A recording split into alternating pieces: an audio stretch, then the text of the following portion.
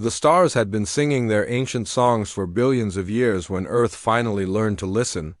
In the great emptiness of space, civilizations older than mountains ruled over worlds that humans could not even imagine. They called themselves the Galactic Confederacy, and they had been the masters of space for longer than Earth had existed. The Zephrians were the first to build cities among the stars. Their sleek ships had crossed between worlds for 50,000 years. They looked like tall, thin humans, but with silver skin that reflected light like mirrors.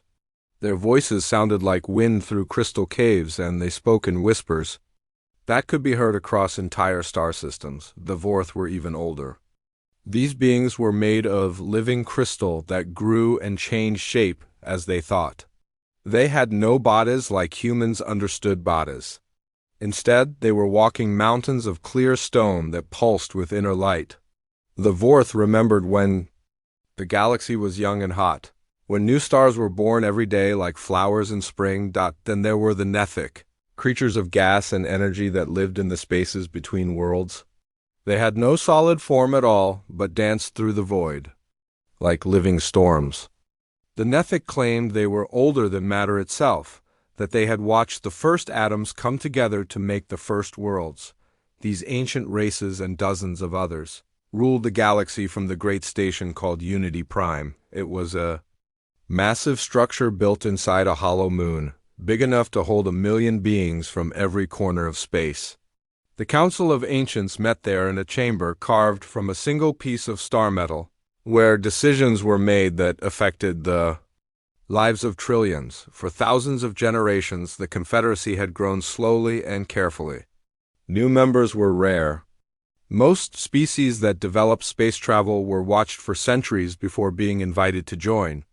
The Council believed that only civilizations that had proven themselves over vast amounts of time could be trusted with the responsibility of galactic citizenship. Then Earth sent its message to the stars. The transmission was crude and simple compared to the elegant communications the Confederacy was used to receiving. It came from a small blue world in a quiet arm of the galaxy, a place so far from the centers of civilization that most maps did not even mark it. The message was short and direct in a way that made the ancient beings uncomfortable. "This is Earth calling. We come in peace. We want to learn and trade with other worlds. Please respond." The Council of Ancients met for 3 full months to discuss this unexpected contact. Zephrians argued that any species so young could not possibly be ready for galactic society. The Vorth calculated that humans had only been using metal tools for a few thousand years, which was barely an instant in their long view of time. The Nethic whispered that these creatures from Earth were so new that they still smelled of the dirt they had crawled from, but there were rules even for the ancient races. Any species that achieved faster than light travel on their own had the right to request membership in the Confederacy. It did not matter if they were ready or not. The law was older than most of the civilizations that followed it. So the Council sent a reply to Earth, though they took their time doing it. 6 months passed before the response reached the small blue world. By Confederacy standards, this was lightning-fast communication. By human standards, it was an eternity of waiting. "People of Earth," the message began, "the Galactic Confederacy acknowledges your request for contact. You will be granted probationary membership status, pending evaluation of your species' maturity and development. Report to Unity Prime for processing." The coordinates came with the message, along with basic star charts and a warning that Earth would be held responsible for any damage their primitive technology might cause to more advanced civilizations. Captain Sarah Chun read the message for the 20th time as she stood on the bridge of the UES Defiance. The ship was humanity's pride, the fastest and most advanced vessel they had ever built. To Sarah, it represented everything humans could achieve when they worked together toward a common goal. To the rest of the galaxy, it would probably look like a child's toy. Sarah was 35 years old, which made her middle-aged by human standards but practically an infant by galactic ones. She had grown up dreaming of the stars, reading every book she could find about space exploration. When humanity finally developed faster-than-light travel, she had been among the first to volunteer for deep space missions. The Defiance was not a large ship. It carried a crew of only 200 people, but each one had been chosen carefully. They were scientists, diplomats, engineers, and explorers. Their mission was simple in theory but complex in practice: make contact with galactic civilization and establish Earth as a legitimate member of the interstellar community. "Captain," called Lieutenant Commander Marcus Webb from his station. Marcus was Sarah's second-in-command and oldest friend. They had served together for 8 years, through training missions around Earth's solar system and the first tentative flights to nearby stars. "We are approaching the Unity Prime system. Long-range sensors are picking up massive energy signatures." Sarah nodded and walked to the main view screen. What she saw there took her breath away. Unity Prime was not just a station, but an entire artificial world. Thousands of ships moved around it like insects around a glowing flower. Some of the vessels were so large that they could have carried Earth's entire population. Others were so strange in design that Sarah could not even tell which end was the front. "Communications incoming," reported Ensign Patricia Valdez, the ship's communication officer. "They are requesting our identification and purpose." "Open a channel," Sarah ordered. She straightened her uniform and tried to look as professional as possible. This was humanity's first impression on the galactic stage, and she wanted to make it count. The view screen flickered and showed a being that Sarah assumed was Zephrian. The creature was tall and thin, with silver skin that seemed to shift and flow like liquid metal. Its eyes were large and dark, and when it spoke, its voice had a musical quality that was both beautiful and slightly unsettling. "Primitive vessel, this is Unity Prime Traffic Control. State your business in Confederacy space." Sarah felt her jaw tighten at the word primitive, but she kept her voice calm and professional. "This is Captain Sarah Chun of the United Earth. Ship Defiance. We are here in response to the Confederacy's invitation to establish diplomatic relations." Zephrian's expression did not change, but Sarah thought she detected a hint of amusement in its large eyes. "Ah yes, the probationary members from the young world. You will dock at Station 7, Level 9. Do not deviate from the prescribed flight path. Do not attempt to scan any Confederacy vessels. Do not activate any weapon systems. Failure to comply will result in immediate destruction." The channel closed before Sarah could respond. She looked around the bridge at her crew, all of whom were staring at the view screen with expressions ranging from anger to disbelief. "Friendly bunch?" Marcus muttered under his breath. "They are just being cautious," Sarah replied, though she did not really believe it. "We are strangers here. They do not know what to expect from us." The flight to Station 7 took 2 hours, during which the Defiance was escorted by a pair of Confederacy patrol ships. The vessels were sleek and beautiful, clearly built by beings who valued art as much as function. They moved through space with a grace that made the human ship look clumsy by comparison. Station 7 turned out to be a massive docking facility on the outer edge of Unity Prime. As the Defiance approached its assigned berth, Sarah could see dozens of other ships from species she had never imagined. There were vessels that looked like living creatures, ships made of what appeared to be solid light, and craft so alien in design that she could not even guess how they moved through space. The docking process was handled entirely by automated systems. Mechanical arms reached out from the station and gently guided the Defiance into its berth.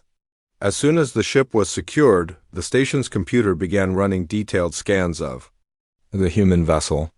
"They are examining every inch of our ship," reported Chief Engineer Torres from his station. "Structural analysis, weapon systems, power plant, even our food storage. It is like they are cataloging us." "Let them look," Sarah said. "We have nothing to hide." But as she watched the scan results scroll across her screens, Sarah began to understand what was really happening. The Confederacy was not just examining their ship for security purposes. They were evaluating humanity's technology, determining exactly how primitive their new probationary members really were. An hour later, a delegation of Confederacy officials arrived at the docking tube. Sarah and Marcus went to meet them, along with Dr. Elizabeth Harrison, Earth's best xenobiologist, and Ambassador James Wright, a diplomat with decades of experience in difficult negotiations. The delegation consisted of 3 beings from different species. The leader was a Zephrian who introduced himself as Administrator Zelf. He was accompanied by a Vorth whose crystal body hummed with inner energy, and a creature that Sarah did not recognize, but that seemed to be made of flowing water held together by some kind of force field. "Welcome to Unity Prime," Administrator Zelf said in his musical voice. "I am here to explain your status as probationary members and the restrictions that apply to your species."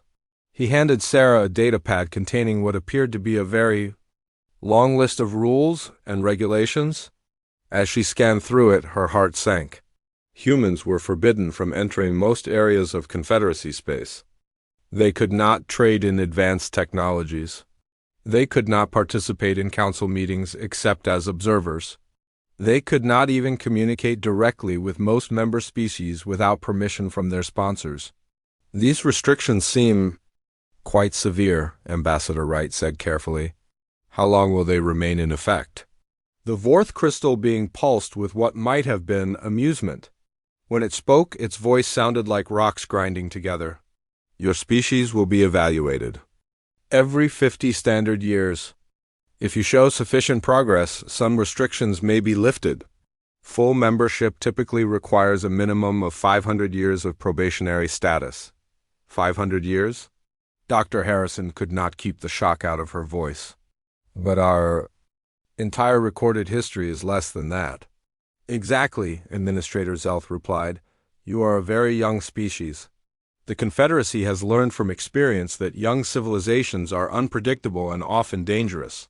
These restrictions are for your own protection as much as ours." Sarah felt anger building in her chest, but she forced herself to remain calm. "What kind of progress would be required for us to advance our status?" "You must demonstrate cultural maturity," the water being answered in a voice like rushing streams. "You must show that you have moved beyond the primitive impulses of violence, territorial expansion, and resource competition. You must prove that you can think beyond the immediate needs of your own species." As the delegation continued to explain humanity's place in the galactic order, Sarah began to understand the true nature of their situation.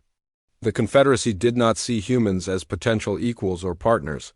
They saw them as children who needed to be watched and controlled until they grew up enough to be trusted with real responsibility. The ancient races had forgotten what it was like to be young and hungry and full of dreams.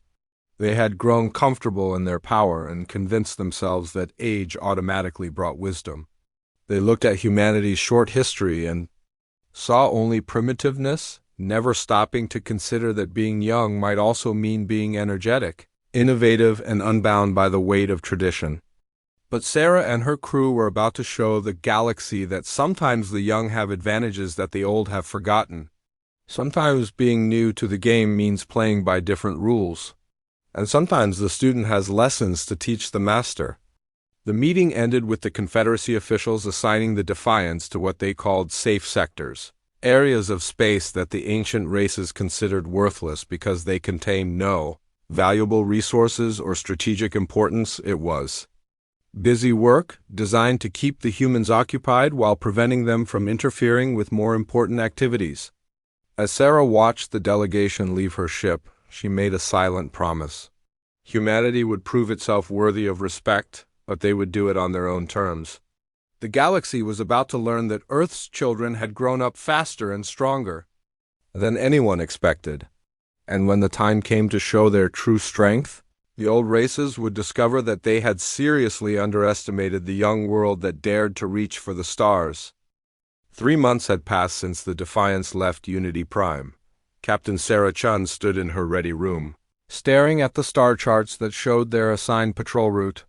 The Confederacy had given humanity access to what they called the Outer Rim sectors, areas of space so far from civilization that most species had forgotten they existed. The ancient races believed these regions held nothing of value.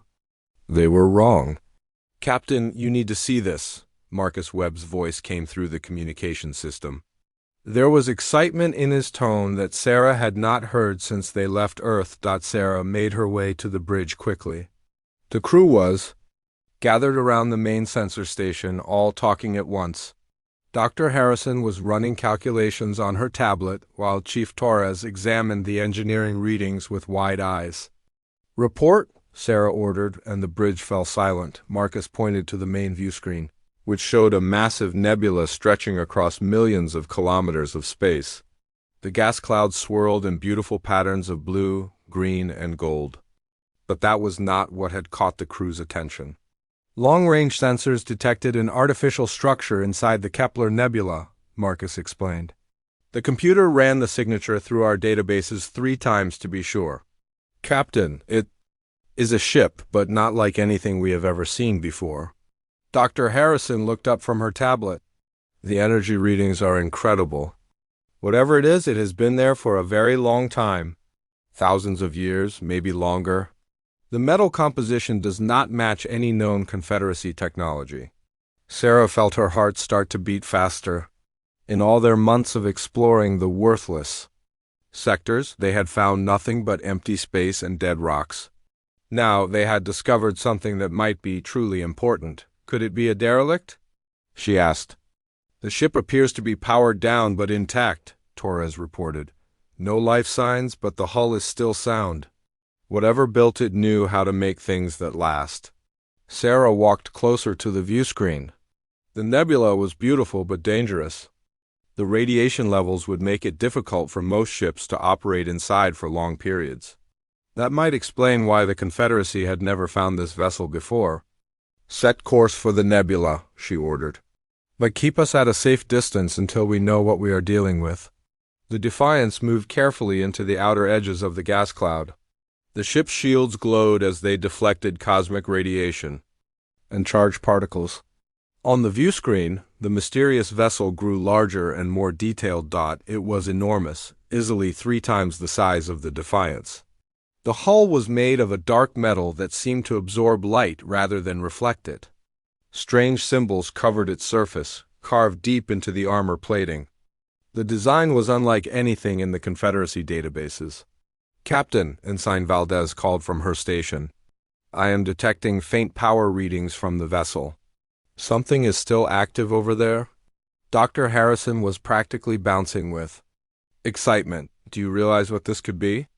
The design, the age, the technology. This might be a Forerunner ship." The bridge fell completely silent. Everyone knew about the Forerunners, though most people believed they were just legends. According to galactic mythology, they were an ancient race that had transcended physical existence millions of years ago. Before they vanished, they had built wonders that made current technology look like stone tools. Finding a real Forerunner ship would be the archaeological discovery of the century. It would revolutionize understanding of galactic history and technology. Most importantly for humanity, it would prove that Earth's explorers could accomplish things that the ancient races had failed to do. "Launch a probe," Sarah ordered. "Full sensor sweep. I want to know everything about that ship before we get any closer." The probe launched and moved carefully toward the derelict vessel. Its sensors began transmitting detailed information about the hull composition, internal structure, and energy patterns. What they found was beyond anything they had imagined. The ship was not just old, it was impossibly advanced. The metal it was made from was stronger than anything in the Confederacy database. The power source was still functioning after thousands of years, using principles that human science could barely understand. And the internal compartments showed signs of technology that defied current physical laws. "This is it," Dr. Harrison whispered. "This is really a Forerunner ship. We have found something that will change everything." Sarah was about to order a full investigation when Ensign Valdez spoke up from her station. "Captain, I am detecting multiple ships approaching from outside the nebula. They are big, and they are coming fast." The view screen switched to show long-range sensors. 5 massive vessels were moving toward the nebula at high speed. Even at this distance, their design was unmistakable. They were Zephrian battlecruisers. How did they find us so quickly? Marcus asked. They must have been monitoring our communications, Torres replied grimly. Standard procedure for probationary members. Sarah felt cold anger building in her chest. The Confederacy had been watching them, waiting to see if humanity would find anything interesting. Now that the Defiance had made the discovery of a lifetime, the ancient races were moving in to claim it for themselves. Incoming transmission, Valdez reported. The view screen showed the bridge of the lead Zephrian ship. The being who appeared was tall and imposing, with silver skin that seemed to glow with inner light. His uniform was covered with decorations that marked him as a high-ranking military officer. Human vessel, he said in the musical Zephrian language. I am Admiral Keffer of the Confederacy fleet. You will withdraw from this area immediately. Sarah stepped forward. This is Captain Chen of the UES Defiance. We are operating within our assigned sector under Confederacy law. We have the right to investigate any discoveries we make. Admiral Keffer's expression showed what might have been amusement. Young species, you do not understand the situation. The vessel you have discovered is of significant archaeological importance. Under Section 847 of the Galactic Heritage Code, all Forerunner artifacts must be claimed by the senior civilization present. Senior civilization? Sarah felt her anger growing. What gives you the right to steal our discovery? The right of age, Keffer replied coldly. The Zephrian Empire has existed for 50,000 years. Your species has barely learned to leave its home planet. This artifact will be properly studied by beings who have the wisdom and experience to understand its importance. Dr. Harrison moved to stand beside Sarah. With respect, Admiral, this discovery was made by human sensors in a sector assigned to human exploration. International salvage law should apply here. Your primitive laws have no authority in this matter, Keffer said. You will withdraw to a safe distance while we secure the artifact. Any attempt to interfere will be considered an act of aggression. The transmission ended. On the view screen, the Zephrian ships were moving into attack formation around the nebula. Their weapon systems were powering up, and their shields were beginning to glow with energy. They are actually going to steal it, Marcus said in disbelief. They are going to take our discovery, and there is nothing we can do about it. Sarah stared at the Zephrian ships. The Defiance was outnumbered 5-1 by vessels that were much larger and more heavily armed. In a straight fight, humanity's first deep spaceship would be destroyed in minutes, but Sarah's shun had not come this far to back down from a fight, especially when the fight was over something that belonged to her crew by right of discovery. All hands, this is the captain, she announced over the ship's communication system. We have made the greatest archaeological discovery in galactic history. An alien force is trying to steal it from us using threats and superior firepower. I want everyone to know that we are not going to let that happen. She turned to Marcus. Signal the Zephrian ships. Tell them we refuse to withdraw. Captain, Dr. Harrison said quietly, they will destroy us. Maybe, Sarah replied. But sometimes standing up for what is right is more important than survival. If we back down now, humanity will never be respected in this galaxy. We will always be the young species that runs away when the older children want our toys. The response came quickly. Admiral Keffer appeared on the view screen again, and this time his expression showed real anger. Captain Chin, you are making a serious mistake. Withdraw immediately or face the consequences.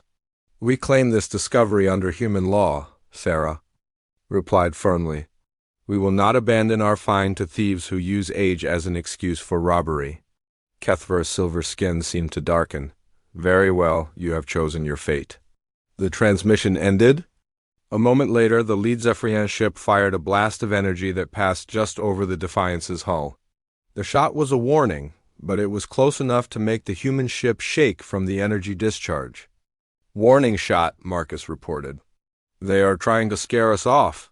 Hold position, Sarah ordered. Continue scanning the Forerunner ship.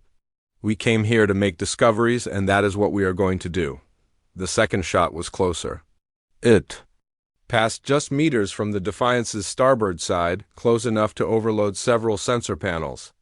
The bridge lights flickered as the ship's systems dealt with the electromagnetic pulse. "Captain," Torres called from his station, "if they keep shooting that close, they are going to hit us by accident." Sarah was about to respond when the third shot struck the Defiance directly. The blast tore through the ship's hull like it was made of paper. Emergency alarms screamed throughout the vessel as atmosphere began venting into space. The lights went out on half the bridge, and several crew members were thrown to the floor. "Damage report!" Sarah shouted over the noise. "Hull. Breach on deck 7, Torres replied, his voice tight with shock. "Emergency bulkheads are sealing, but we have lost life support to that entire section." Dr. Harrison was helping Ensign Valdez, who had been thrown against her console and was bleeding from a head wound. "Medical teams to deck 7 immediately," she called. But Sarah knew it was too late for some of her crew. Deck 7 contained the ship's secondary computer core and several laboratories. 12 people had been working in that section when the Zephrian shot tore through the hull. Marcus was checking his console with shaking hands. "Captain, Deck 7 is completely sealed off. No life signs. They are all gone." Sarah felt something cold and hard settle in her chest. Commander Marcus Webb was more than her second in command. He was her oldest friend. They had served together for 8 years through training missions and exploration flights. He had been the one person she could always count on. Now he was dead, killed by aliens who thought humans were too young and primitive to deserve respect. The Zephrian ships moved closer to the nebula, ignoring the crippled human vessel. Admiral Kethver's ships began deploying salvage equipment toward the Forerunner derelict, preparing to claim it as their prize. But Kethver had made a mistake that would cost him everything. He had underestimated what humans were capable of when they were pushed too far. He had killed Sarah's crew and stolen their discovery, then left them to die in the radiation storms of the nebula. What he did not understand was that he had just declared war on a species that had climbed to the top of their world's food chain by being the most dangerous predators their planet had ever produced. He had shed human blood and left witnesses to tell the story. Sarah Chen stared at the Zephrian ships through the viewscreen as her crew fought to repair their damaged vessel. She was no longer thinking about diplomacy or following Confederacy rules. She was thinking about justice and revenge and showing the galaxy that humanity was not as helpless as everyone believed. The ancient races thought they could push the young species around because humans were new to space and had small ships with primitive weapons. They were about to learn that being young also meant being hungry, being angry, and being willing to fight for what belonged to them. Admiral Kethver had crossed a line that could never be uncrossed. He had turned humanity's first contact mission into something much more dangerous. He had created an enemy that would not stop until justice was served, no matter how long it took or how much it cost. The war between old and young had begun, and the galaxy was about to discover which side had the stronger will to fight. The journey back to Earth took 6 weeks. 6 weeks of limping through space in a damaged ship, breathing recycled air that still smelled of smoke and death. 6 weeks of memorial services for 12 crew members who would never see home again. 6 weeks for Captain Sarah Chun to think about what Admiral Kethver had done to her people. The Defiance looked like a wounded animal when it finally reached Earth orbit. Black scorch marks covered the hull where the Zephrian energy blast had torn through the metal. Emergency patches sealed the hole in Deck 7, but everyone could see the damage.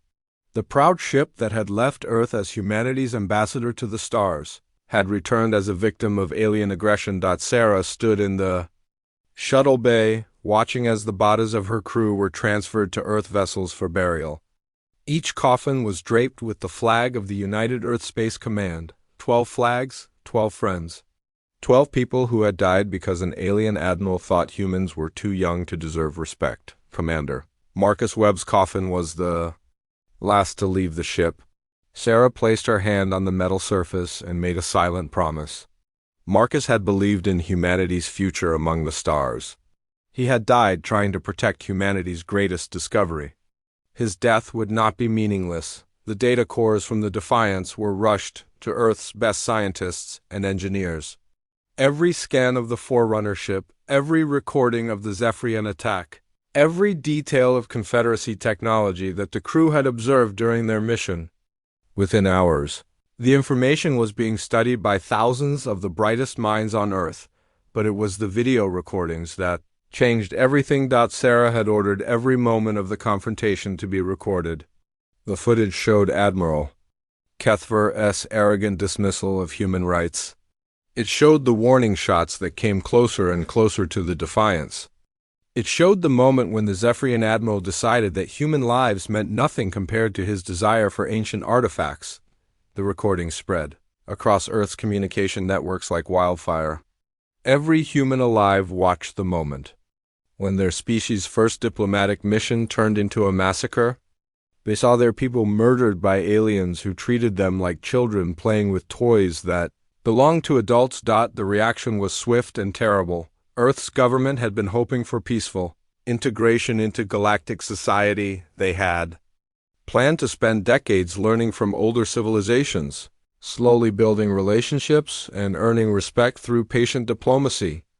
Those plans died with the crew of Deck 7. President Martinez addressed the planet from the steps of the United Nations building in New York. Her words were carried to every human settlement on Earth, Mars, and the outer colonies. Citizens of Earth, she began, her voice calm but filled with steel. Today we learned that the galaxy is not the peaceful community we hope to join. Today we learned that some civilizations believe age gives them the right to murder and steal. Today we learned that our children will never be safe among the stars unless we have the strength to protect them. The president's next words would be remembered for generations. Effective immediately, Earth is withdrawing from all Confederacy agreements. We will not bow to those who shed our blood. We will not accept their judgment that we are too young to deserve justice. Starting today, humanity stands alone among the stars, and we will show the galaxy what that means. What followed was the greatest mobilization in human history. Every shipyard on Earth and Mars was converted to military production. Asteroid mining stations began extracting metals for warship hulls. Research facilities that had been studying peaceful applications of alien technology were redirected to developing weapon systems. Universities canceled regular classes and focused their efforts on military engineering, but humanity did not simply try to copy Confederacy technology. Human engineers studied the recorded scans of Zephrian ships and asked a different question. Instead of wondering how to build the same weapons, they asked how to defeat them. Dr. Elizabeth Harrison led a team of scientists in analyzing every detail of the Zephrian energy weapons. They discovered that the alien blasters used exotic matter, contained in magnetic bottles to create their destructive beams. The technology was elegant and efficient, but it had weaknesses that the ancient races had never bothered to address. They have been using the same basic design for thousands of years, Dr. Harrison explained to the Military Planning Committee. They perfected it and then stopped innovating. We can build countermeasures. Human weapons designers took a completely different approach. Instead of exotic matter and energy beams, they focused on kinetic weapons. Railguns that could accelerate chunks of metal to incredible speeds. Missile systems that could turn asteroids into planet-killing projectiles. Nuclear warheads designed to detonate inside enemy ships. After penetrating their energy shields, the Confederacy had grown comfortable with their advanced technology. They built ships with powerful shields that could stop energy weapons and exotic matter, but they had not prepared for enemies who would throw rocks at them at near-light speed. Chief Engineer Torres, promoted to head of Earth's new weapons development program, worked 80-hour days designing humanity's first true warships. His team studied every weakness in Confederacy technology and built systems specifically designed to exploit them. Zephrian ships rely on harmonic frequencies to maintain their energy shields, he explained to Admiral Elena Vasquez, Sarah's former instructor who had been given command of Earth's new military forces. If we can disrupt those frequencies, their shields will collapse. I can build generators that will turn their own technology against them. Admiral Vasquez was a woman who had spent her career preparing for threats that Earth's leaders hoped would never come. She was 60 years old, with gray hair and scars from combat training exercises. More importantly, she understood that this war would not be won by following the rules that other civilizations expected. The Confederacy fights according to ancient codes of honor, she told her staff officers. They announce their attacks, fight in formation, and give their enemies time to surrender. We are not going to do any of that. We are going to fight like humans. What that meant became clear as Earth's new fleet began to take shape. The ships were smaller than Confederacy vessels but faster and more maneuverable. They were designed to work in groups, supporting each other and striking from unexpected directions. Most importantly, they were built to be expendable. Human commanders were trained to sacrifice their ships if it meant destroying larger enemy vessels. The psychological warfare began even before the first shot was fired. Earth's intelligence services, led by former corporate hackers and military cryptographers, began infiltrating Confederacy communication networks. They did not try to steal military secrets. Instead, they spread the recordings of Admiral Kethver's attack throughout the galaxy. Every species in the Confederacy saw the footage of the Defiance being destroyed. They watched human crew members die for the crime of making a scientific discovery. They heard Kethver's arrogant dismissal of human rights and his claim that age gave him the authority to commit murder. The reaction was not what the Zephrians expected. Many younger species began to question whether the Confederacy really represented justice and peace. Some of the older races started to worry about what kind of enemy they had created by attacking the humans. But Kethver and his supporters dismissed these concerns. Humans were a young species with primitive technology. They had small ships and simple weapons. Even if they were angry, what could they possibly do against the combined might of the Confederacy? The answer came 6 months after the Defiance returned to Earth. The first Zephrian outpost to disappear was a small research station studying stellar phenomena in an uninhabited system. The facility simply went silent one day, with no distress signal and no explanation. When a Confederacy patrol arrived to investigate, they found nothing but floating debris and radiation signatures that made no sense. The second attack was more dramatic. A Zephrian supply depot was destroyed by what appeared to be a meteor shower. Hundreds of small objects struck the facility at incredible speeds, turning buildings and spacecraft into twisted metal. The kinetic energy released was equivalent to several nuclear weapons, but there was no radiation or exotic matter residue that would indicate advanced weapons had been used. It took the Confederacy 3 more attacks to realize they were at war. The human ships appeared out of nowhere, struck with devastating force, and vanished before reinforcements could arrive. They did not announce themselves or demand surrender. They simply destroyed their targets and disappeared into the void. The attacks followed no pattern that Confederacy strategists could predict, and the weapons used were unlike anything in their databases. Admiral Kethver was recalled to Unity Prime to explain how a primitive species with a handful of small ships could be causing so much damage to Confederacy infrastructure. He stood before the Council of Ancients in the great chamber carved from star metal, trying to maintain his dignity while admitting that he had seriously underestimated the humans. "They do not fight like civilized beings," he reported to the assembled leaders.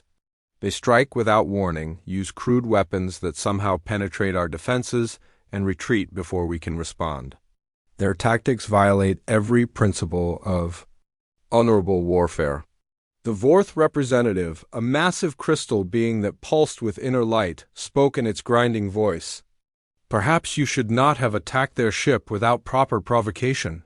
Kethver's silver skin darkened with anger. "They refused a lawful order from a senior civilization. I was within my rights to use force. You killed 12 beings who were conducting peaceful exploration," the Nethic delegate whispered like wind through empty spaces. "Now their species seeks vengeance. What did you expect?" The debate continued for days, but no solution emerged. The Confederacy had never faced an enemy like humanity before. Previous conflicts had been fought between civilizations that followed the same basic rules: formal declarations of war, scheduled battles, negotiated surrenders. The humans ignored all of these traditions and fought like wild animals defending their territory. Meanwhile, Earth's war machine continued to grow. New ships rolled out of the orbital shipyards every week. Soldiers trained in combat techniques that emphasized speed, aggression, and surprise attacks. Scientists developed weapons that turned the galaxy's own physics against the Confederacy's advanced technology. Captain Sarah Chun was given command of the rebuilt UAS Defiance II, a ship designed specifically for hunting Zephrian vessels. The new Defiance was faster than her predecessor and armed with weapons that could punch through energy shields like they were made of glass. But more importantly, she carried a crew that had volunteered for a mission that everyone understood might be suicide. "We are not fighting to conquer the galaxy," Sarah told her officers during their first mission briefing. "We are fighting to teach the galaxy that humanity will not be pushed around. Every Zephrian ship we destroy sends a message. Every outpost we eliminate proves that age does not automatically mean wisdom." The hunt for Admiral Kethver had begun. Unknown to the Confederacy, human intelligence had been tracking the Admiral's movements since the day the Defiance returned to Earth. They knew which ships he commanded, which routes he traveled, and which systems he considered safe. Earth's hackers had infiltrated Zephrian communication networks so thoroughly that they often knew Kethver's orders before his own crew did. The trap was elegant in its simplicity. False intelligence was fed to Confederacy networks suggesting that humans were planning to attack a major military base in the Rigel system. Kethver took command of a task force to defend the installation, believing he would finally have a chance to crush the human rebellion. Instead, he would discover that the young species he had dismissed as primitive had learned to hunt their enemies with the patience and cunning of apex predators. The galaxy was about to witness what happened when humanity stopped trying to be diplomatic and started fighting to win. The war between old and young was entering its deadliest phase, and Admiral Kethver was about to learn that some lines should never be crossed. Admiral Kethver stood on the bridge of his flagship, the Eternal Glory, watching the empty space around the Rigel defense station. His task force consisted of 15 of the most powerful warships in the Zephrian fleet, enough firepower to destroy entire planets. According to intelligence reports, the humans were planning their largest attack yet on this facility, but the attack never came. For 3 days, Kethver's ships waited in formation around the military base. Sensors swept the surrounding space constantly, looking for any sign of human vessels. Long-range patrols searched nearby systems for enemy forces. The Admiral grew more frustrated with each passing hour. "Sir," reported his communications officer, "Command is asking for a status update. They want to know when you will engage the human forces." Kethver's silver skin darkened with anger. "Tell them the humans are cowards. They probably detected our presence and fled back to whatever hole they crawled out of." What the Admiral did not know was that Captain Sarah Chun and her strike force were already hunting him. The Rigel system attack had been a deception, designed to draw Kethver away from his normal patrol routes and into a position where the humans could isolate him from reinforcements, while the Zephrian Admiral waited for an attack that would never come. Human ships were systematically destroying his support network. Supply convoys disappeared without sending distress signals. Communication relays went offline one by one. Patrol vessels that ventured too far from the main fleet simply vanished into the darkness of space. The humans had learned patience from their prey. They watched and waited, gathering intelligence about Zephrian fleet movements and identifying weaknesses in their formations. Earth's hackers had penetrated so deeply into Confederacy networks that they could track individual ships across the galaxy in real time. "Target acquired," reported Lieutenant Commander Torres from his position at the tactical station aboard the Defiance II. Zephrian heavy cruiser moving alone through the Vega corridor. Designation ZFS Starbound. Crew complement approximately 800. Sarah studied the tactical display.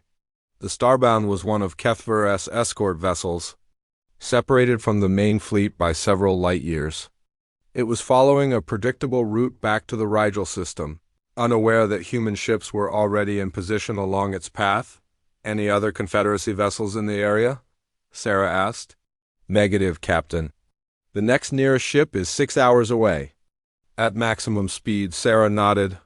This was exactly the kind of engagement that human tactics were designed for. One enemy ship, isolated from support, following a route that the humans had predicted hours in advance.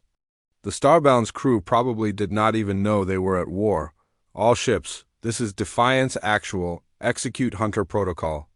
Target is ZFS Starbound, weapons free on my command." The human task force consisted of 5 ships, each one smaller than the Zephrian cruiser but faster and more maneuverable.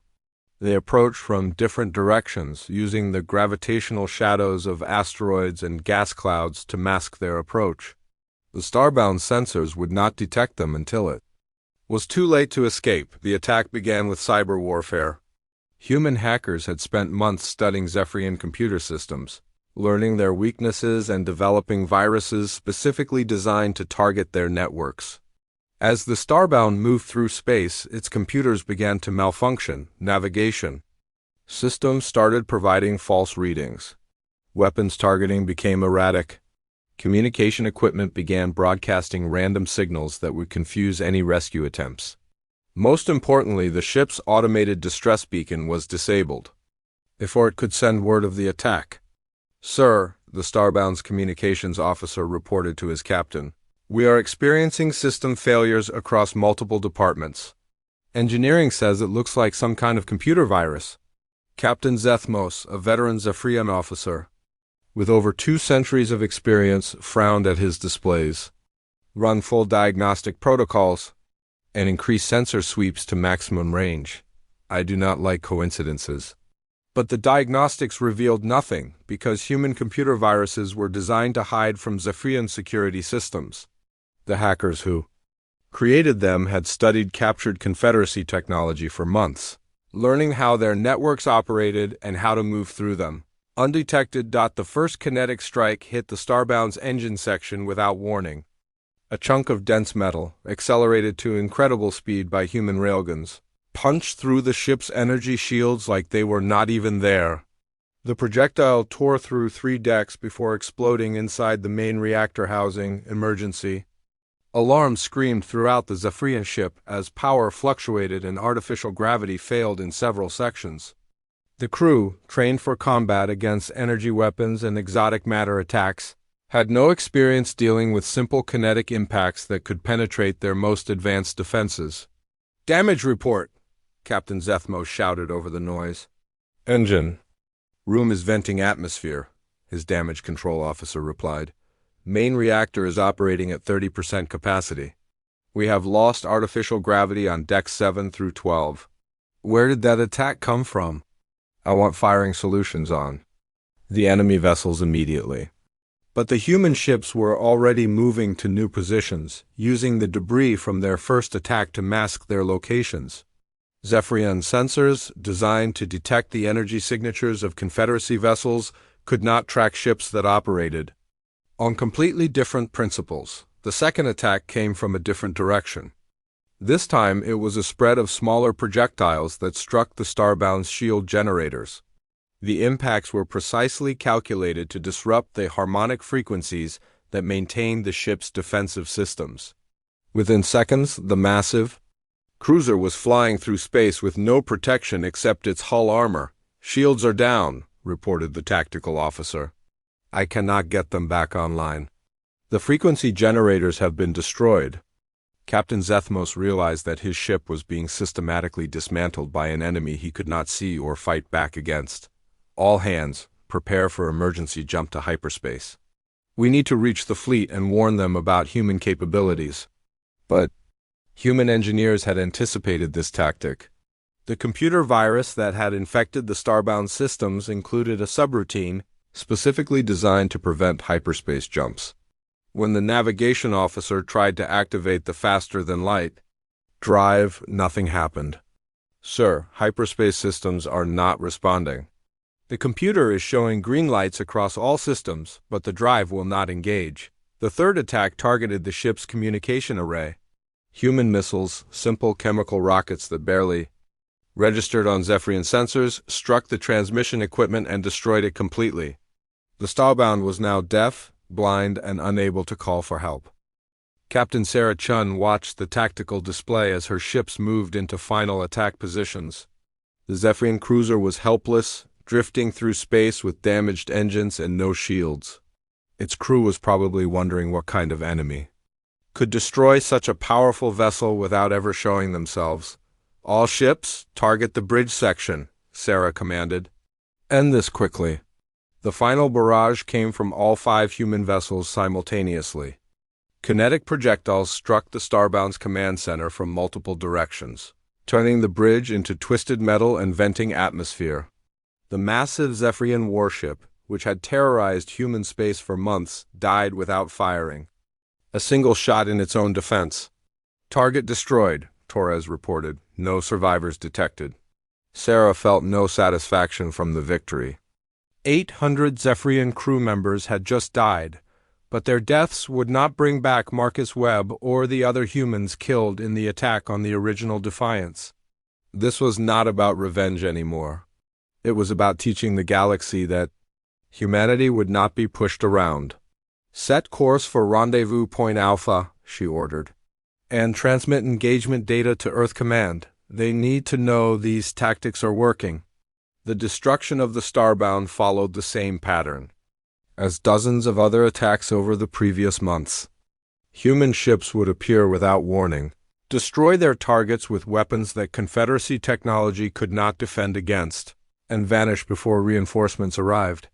The attacks followed no predictable pattern and seemed to target vessels almost at random. But there was a pattern, one that only became clear when analyzed by Earth's military intelligence computers. Every ship that disappeared was somehow connected to Admiral Kethver's command structure. Supply vessels that supported his fleet, communication relays that carried his orders, patrol ships that provided security for his operations. The humans were not attacking randomly. They were systematically destroying Kethver's ability to command and control his forces. They were isolating him from the rest of the Confederacy fleet, cutting his supply lines and eliminating his support network. Admiral Kethver began to realize what was happening when his weekly status reports to command started going unanswered. Communication relays that should have carried his messages had been destroyed. Supply convoys that should have arrived with fresh provisions and ammunition never appeared. Patrol vessels that should have reported their positions simply vanished. "Sir," his intelligence officer reported during a briefing aboard the Eternal Glory, "we have lost contact with 17 ships over the past month. All were vessels assigned to support our operations." Kethver studied the tactical displays showing the locations where his ships had disappeared. The attacks seemed random, but he was beginning to see a pattern that chilled his silver blood. "They are hunting us," he said quietly. "The humans are not fighting a war. They are conducting an extermination campaign."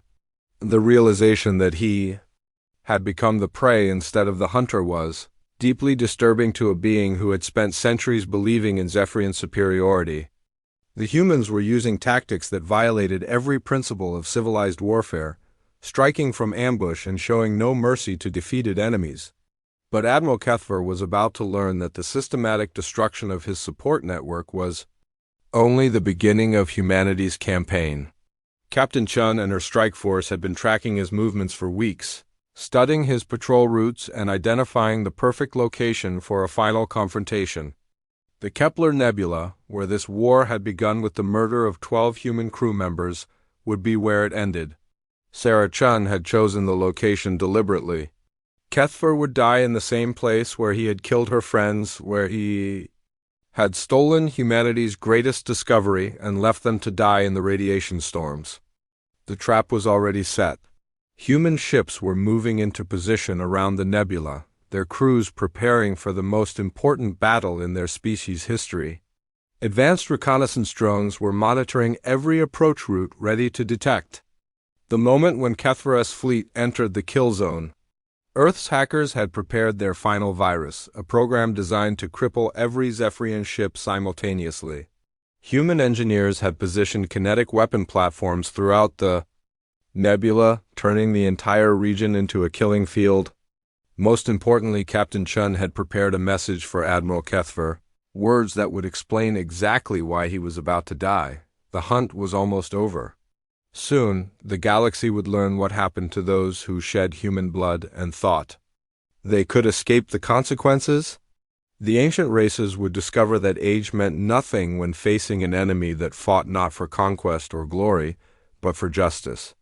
Admiral Kethver was about to receive an education in human warfare that would be his last. Admiral Kethver's remaining fleet consisted of only 3 ships now. The mighty task force that had once terrorized human space was reduced to his flagship, the Eternal Glory, and 2 escort vessels. Weeks of hit-and-run attacks had destroyed the rest of his command, leaving him isolated and desperate. The admiral stood on his bridge, staring at the swirling gases of the Kepler Nebula on the main view screen. Intelligence reports suggested that the humans had established a base somewhere inside the radiation storms. It was the perfect hiding place for a species that seemed to prefer ambush tactics over honorable combat. "Sir," his communications officer reported, "we are receiving a transmission from inside the nebula. It is coming from the human ship Defiance." Kethver felt his silver skin grow cold. The Defiance was the ship he had attacked months ago, the vessel whose crew he had killed when they refused to surrender their archaeological discovery. He had thought that ship was destroyed. "Put it on screen," he ordered. Captain Sarah Chun appeared on the view screen, and Kethver was surprised by what he saw. The human female looked older than he remembered, with lines of stress around her eyes and gray streaks in her dark hair. But there was something else in her expression that made the Zephrian admiral uncomfortable. She looked like a predator that had finally cornered its prey. "Admiral Kethver," Sarah said in a calm, steady voice, "I am Captain Sarah Chun of the United Earth ship Defiance II. You murdered my crew. You stole our discovery. You left us to die in this nebula. Now you are going to pay for those crimes." Kethver straightened his uniform and tried to project the authority of his rank. "Captain Chun, you are in violation of Confederacy law by attacking military vessels. Surrender immediately, and you will be treated according to the rules of civilized warfare." Sarah's expression did not change. "You forfeited any claim to civilized treatment when you opened fire on a peaceful exploration vessel. You want to see how a young species fights? You are about to learn." The transmission ended. A moment later, Kethver's sensors detected multiple ships emerging from the nebula's radiation storms.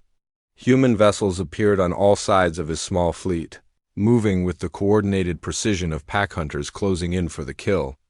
"Battle stations," Kethver ordered. "All ships, prepare for combat.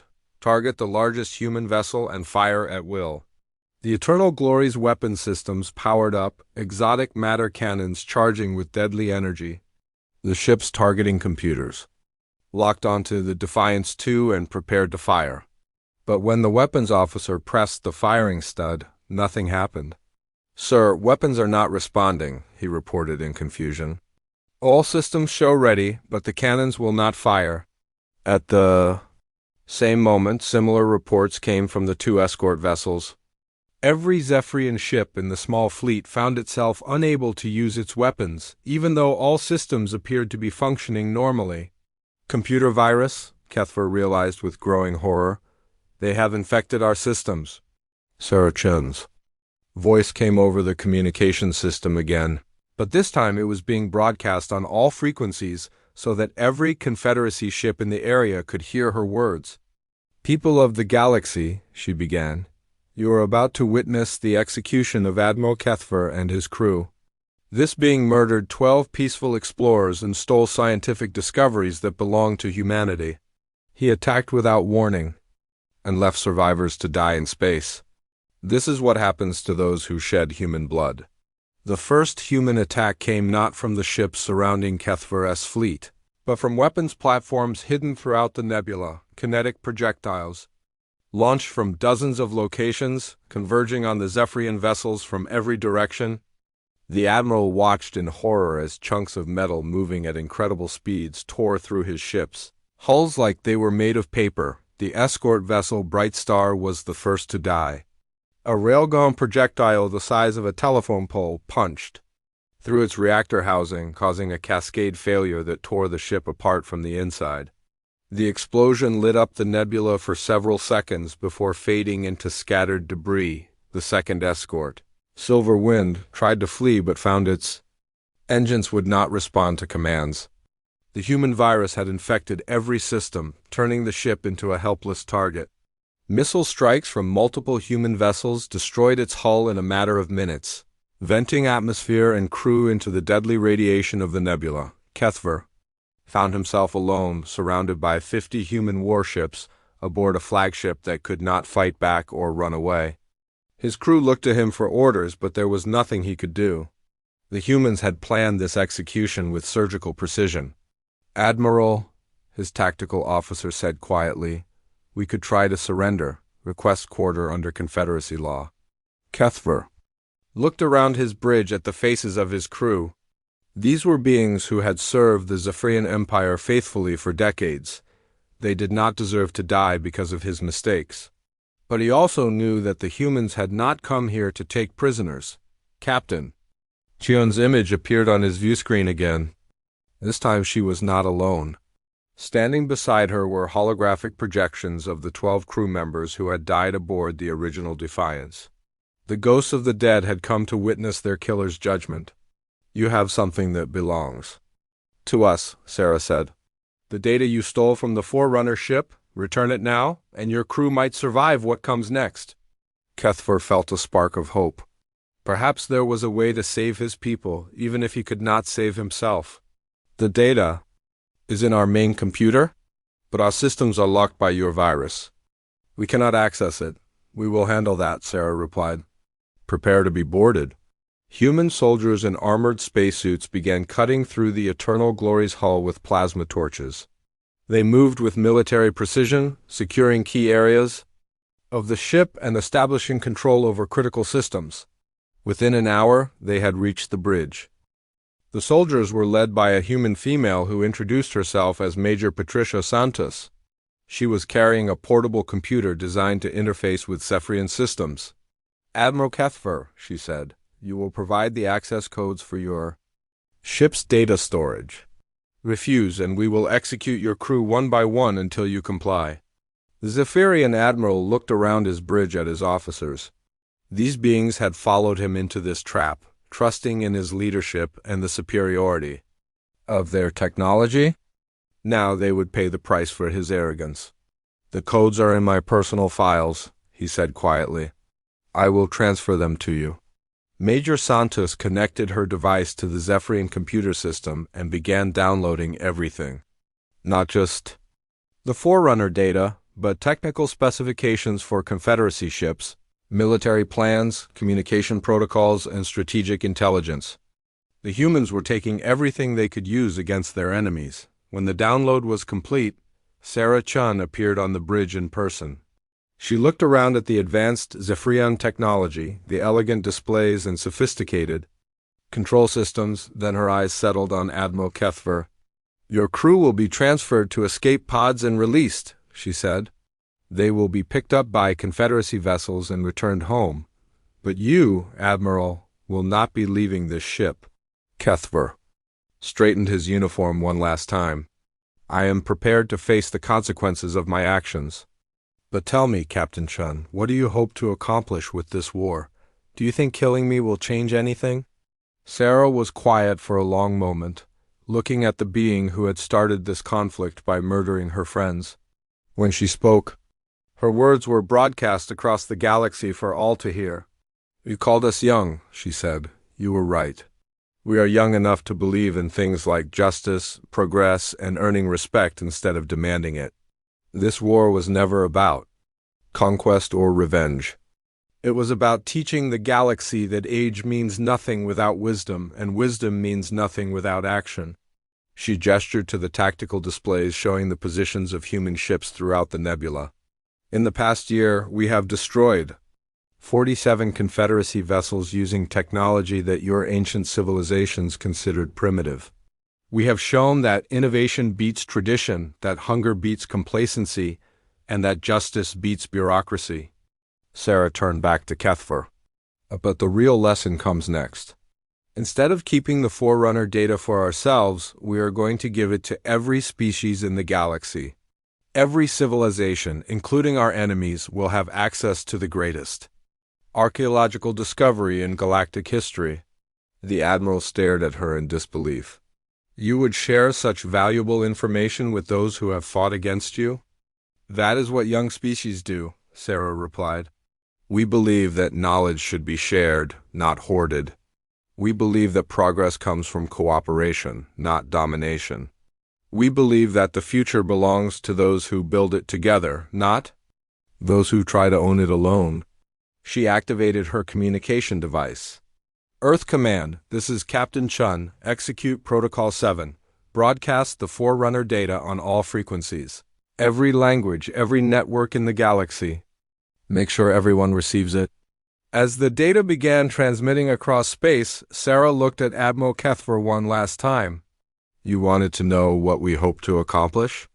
We are showing the galaxy what leadership looks like. Real leadership does not come from age or power. It comes from wisdom, courage, and the willingness to do what is right even when it costs you everything. The execution was swift. Kethfer died knowing that his actions had created an enemy that would change the galaxy forever.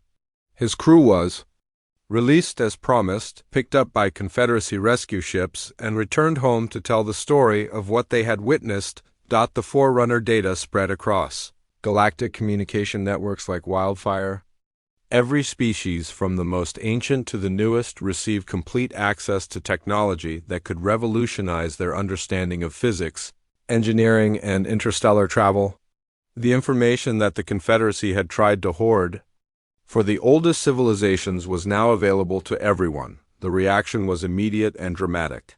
17 species formally requested to leave the Confederacy and join humanity's new alliance. They called it the Progressive Coalition, and its founding principle was simple. Age means nothing without wisdom, and wisdom means nothing without action. The coalition's charter, written by human diplomats and signed by representatives from dozens of worlds, established new rules for galactic civilization. Technology would be shared freely. Scientific discoveries would benefit all species. Conflicts would be resolved through negotiation, not through claims of ancient privilege. Most importantly, membership in the coalition was based on merit and contribution, not on how long a species had existed.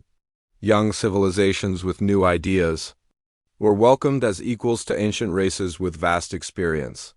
Innovation was valued as much as tradition. 6 months after the Battle of Kepler Nebula, Captain Sarah Chun stood before the first meeting of the Coalition Council. The chamber was filled with beings from across the galaxy, all united in their belief that the future belonged to those brave enough to build it together. The old galaxy was ruled by fear, she told the assembled delegates. Fear of change, fear of new ideas, fear of losing power to younger species. We offer something different. We offer hope. The Progressive Coalition grew rapidly as more species abandoned the stagnant Confederacy for a future built on cooperation and innovation. Within a year, the new alliance included over 100 worlds and was expanding faster than anyone had thought possible. The galaxy learned that sometimes being young is not a weakness, but the most dangerous advantage of all. Young species are hungry, innovative, and unafraid of change. They fight for what they believe in and refuse to accept that age automatically grants authority. Admiral Kethfer had intended to put humanity in its place as a minor species that needed guidance from its elders. Instead, he had created a new order where wisdom mattered more than age, where justice mattered more than tradition, and where the future belonged to those brave enough to reach for it. The stars themselves seemed brighter in the new galaxy that humanity had helped to create.